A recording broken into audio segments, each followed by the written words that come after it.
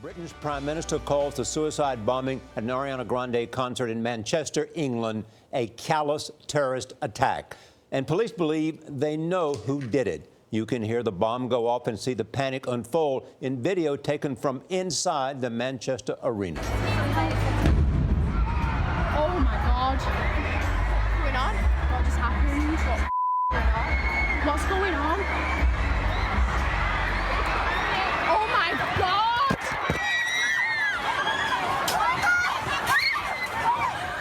The explosion happened as people were leaving the concert. Thousands of young people scrambled to get away from the scene. Officials say 22 people died in Britain's worst terrorist attack since the 2005 transit attacks in London. 59 others were wounded. Police say the lone bomber was also killed in the attack. President Trump reacted this morning after meeting the Palestinian Authority president in the West Bank.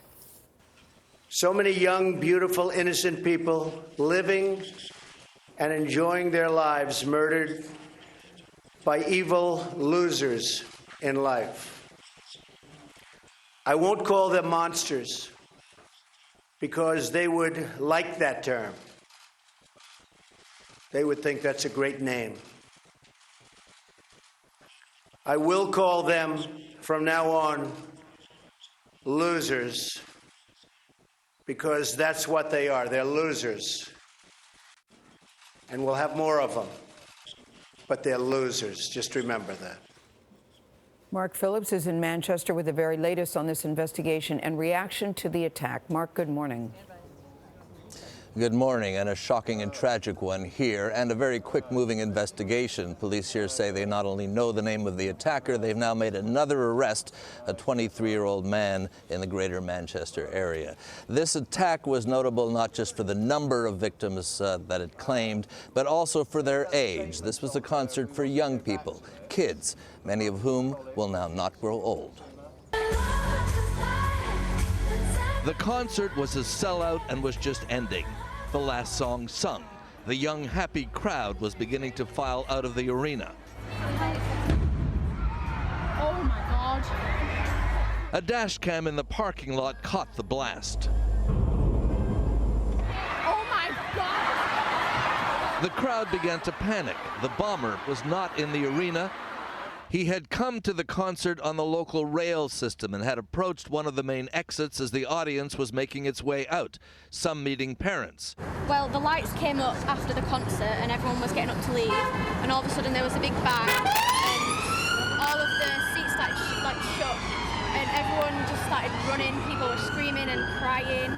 This has been the most horrific incident we have ever faced here in Greater Manchester.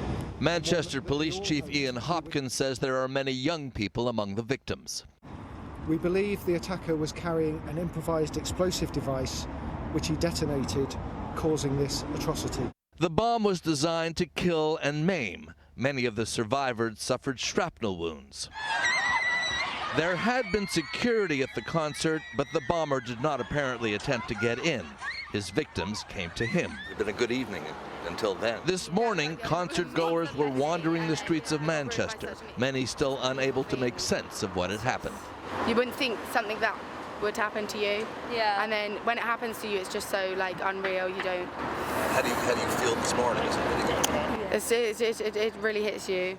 Britain's Prime Minister Theresa May expressed her country's horror and resolve. All acts of terrorism are cowardly attacks on innocent people.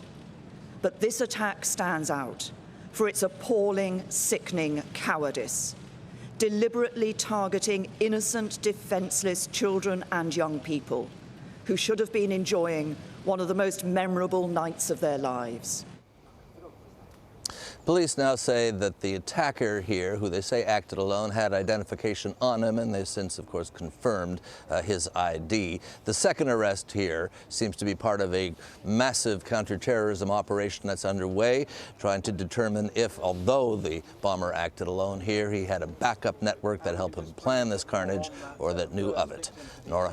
That search will continue. Mark Phillips in Manchester, thank you very much.